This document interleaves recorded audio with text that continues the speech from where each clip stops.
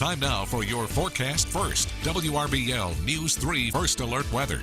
And a good morning to you. Some light precipitation around our viewing area this morning to the north and off towards the west. Active weather with a line of showers and thunderstorms. And this storm has a history of tornadoes already. One reported, at least on Doppler radar, around Tupelo, Mississippi this morning. So it's rolling through the area. We'll keep an eye on this for the potential for severe weather and maybe some brief pop-up tornadoes in the region. So an active weather day for us. Around lunchtime, I think that's when we're going to see the impact for us. Showers, 75 or so for lunchtime, and on your ride home, cloudy, and things will be drying out a little bit, 69. On your side, this is News 3 This Morning. And a good morning to you. You're waking up to Tuesday, November 6th.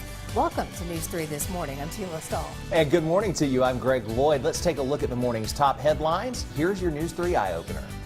Welcome to Midterm Election Day 2018. WRBL News 3 is your local election headquarters. We will have information throughout the day and results tonight as soon as they trickle in for those high-stake races that will determine the balance of political power in the nation's capital. Our number one goal is to make sure that people have an opportunity and access to go out and vote. Find out how some in our community are making sure you make it to the polls to cast your ballot. Gubernatorial candidates in Georgia and Alabama made the most of the final hours on the campaign trail, stumping for last-minute votes. They should just come and vote. We don't care who you vote for. We just want you to vote. In addition to the candidates you'll be voting for, we'll take a look at amendments on the ballots in Georgia and in Alabama. In other headlines, a late-night car crash kills 2 people in Columbus. New this morning, find out what appears to be the recipe for economic success for one small local downtown area. It's just kind of revitalized downtown and put us where we once were. Meet a local man who's passionate about nurturing wildlife. Charlotte we've had since the middle of July, so it's like sending a kid off to college, but you know they're not coming home. And in your Consumer Watch, find out which economy airlines makes for the friendliest skies. All that and more, but first, complete Election Day coverage starts now. The midterm elections, they are upon us. At 7 Eastern and 7 Central, those polls will open in Georgia and Alabama, and voters can cast their ballots in what many political analysts say is an election for the record books. In Georgia, there's nationwide attention on the race for governor between Republican Secretary of State Brian Kemp and Democrat Stacey Abrams, who's looking to become the first female African-American governor in U.S. history.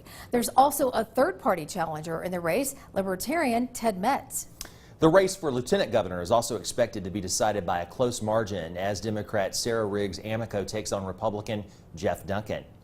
There's 3 candidates in the race to fill Brian Kemp's position as Secretary of State. They are Republican Brad Raffensperger, Democrat John Barrow, and Libertarian Smythe Duval. Also, another top race in the Peach State is the battle for Attorney General, where incumbent Attorney General Chris Carr takes on Democratic challenger Charlie Bailey. The top statewide races in Alabama include a battle for governor, with current Governor Kay Ivey taking on Democratic challenger Walt Maddox. And in the race for lieutenant governor of Alabama, Democratic Will Boyd and Republican Will Ainsworth are facing off in what the polls predict to be a very tight race there. For Attorney General in Alabama, incumbent Steve Marshall is going against Joseph Siegelman, who is the son of former Alabama Governor Don Siegelman. There's also a lot of big races, particularly East Alabama. There's a 3rd congressional district battle between Republican incumbent Mike Rogers and Democrat and former Miss America Mallory Hagan. And when those polls open this morning, we're less than an hour away here in Georgia. There are a few things to keep in mind to make sure that your voting experience goes as smoothly as possible. News 3's Bria Berry is at one of those polling locations with more on what you can expect. Good morning, Bria. Good morning, Taylor and Greg. Now, I am here at Winton United Methodist Church just off Winton Road. This is one of the many polling places voters can come and place their vote. Looks like a ghost town now, but things will change in the next hour or so. A few things to remember when you head down to the polling places to place your vote. Be sure to know where your polling location is. You can go to the website vote.org to look up your location. Remember, stay in line. If you are in line before 7 p.m., you will be allowed to vote even if lines are long. Polls are open from 7 in the morning until 7 in the evening. If you encounter a problem while voting, be sure to report it at the phone number on your screen. And when reporting voting problems, be as detailed as possible. Include names of poll workers and the polling location. Just a quick reminder, you must have your ID and a voter identification card. Well, that's all we have here, folks. We're live this morning and on your side in Columbus. Bria Berry, WRBL News 3.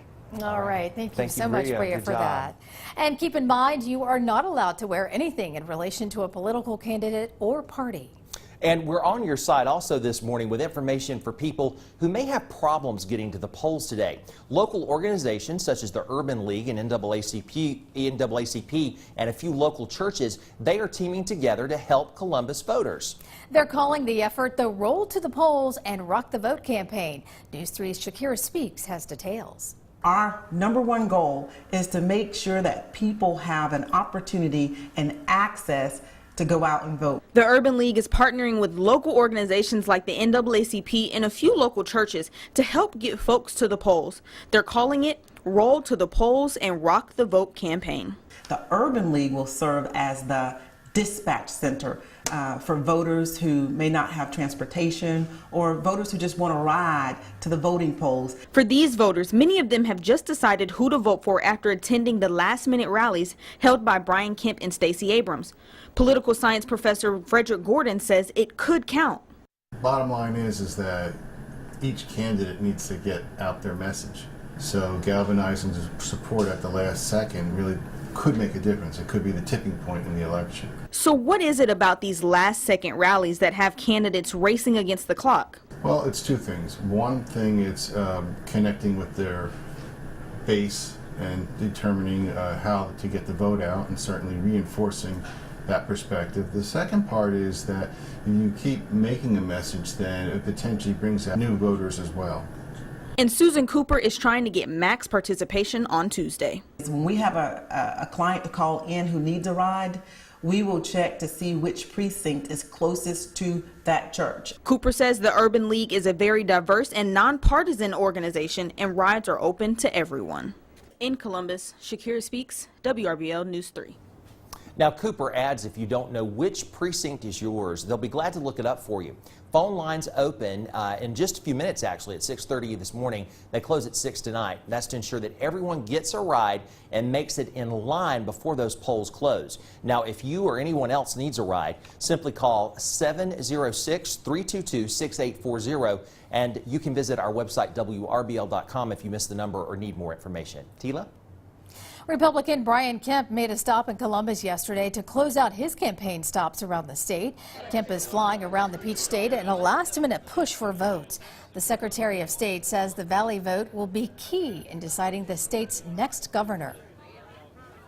But we are going to keep Georgia working, moving forward in the right direction, not taking it in the wrong direction.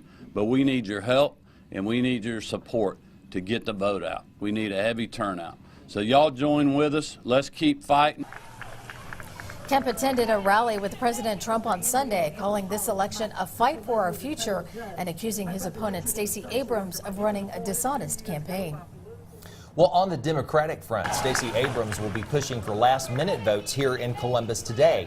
She'll be at the barber shop on Buena Vista Road at 11 this morning.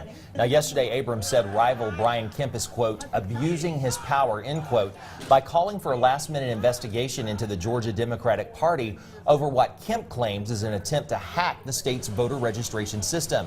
A series of emails obtained by CNN indicates that rather than taking part in any alleged hack, Georgia Democrats had simply passed along information about security concerns from a voter to a private cybersecurity firm. That in turn was shared with Kemp's office. Abrams is insisting that Kemp has a conflict of interest serving as the overseer of an election in which he's also running. It's a witch hunt that was created by someone who is abusing his power. Friday, Brian Kemp was notified that there was yet another flaw in the election security system. Twice before, he has accidentally released the information of 6 million Georgians. This was about to happen again. Instead of owning up to it, taking responsibility, and seeking a way to fix the flaw, he instead decided to blame Democrats because he does that. Now, Kemp is defending the investigation, saying, quote, "I don't care how it looks. I'm doing my job," end quote. In Georgia, 5 amendments and 2 referendums are on this year's ballot. Amendments 1 and 3 cover taxes, where the money goes, and how it's used. Amendment 2 asks you to weigh in on creating a new business court. Amendment 4 proposes established rights for crime victims, such as notification of court proceedings and receiving notices on the criminal's arrest or release dates. And finally, the 5th Amendment would allow areas with 2 school districts to let the larger call for a vote on a penny sales tax for education. Go on the Secretary of State My Voter page and look at your a sample ballot. That's specifically for you. Look at that and get an understanding of what it is that you're going to be voting about or who you're going to be voting for. Voters will find copies of the amendments and referendums on the Georgia Secretary of State's website. A copy will also be posted at the polls. We now head over the Chattahoochee River to Alabama as 2 candidates for the gubernatorial race fight for your votes. Republican incumbent Kay Ivey and Democratic challenger Walt Maddox hit major cities yesterday to get last-minute holdout votes on their side. Governor Ivey has run her campaign on experience and creating jobs, but she's also looking to make a push in the classroom. Maddox, meanwhile, focused on health care, and he's pushing for a lottery system for Alabama similar to Georgia's, as well as fixing what he says is a dark mark in Alabama politics. Education and growing jobs and the economy and several other issues too. So yes, we will have some other policies coming forward after the election. Can you name some of those? Not today. First is I'm going to expand Medicaid by executive order. Second, we're going to call a special session and we're going to pass the Alabama Education Lottery. And third, we're going to end the payment of former Governor Robert Bentley's legal bills. Now, both candidates agree that this race has been clean and civil compared to those in other parts of the country. Voters in Alabama will also be deciding several amendments. Amendment 1 adds language supporting 10 Commandment displays if they meet constitutional requirements on public property, including schools, while prohibiting the use of public funds in defense of the amendment.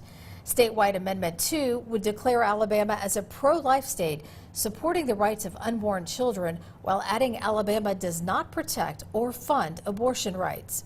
For now, the amendment will not impact a woman's right to an abortion. However, supporters say it would prepare Alabama if the U.S. Supreme Court, now dominated by conservative justices, overturns cases supporting abortion rights such as Roe v. Wade.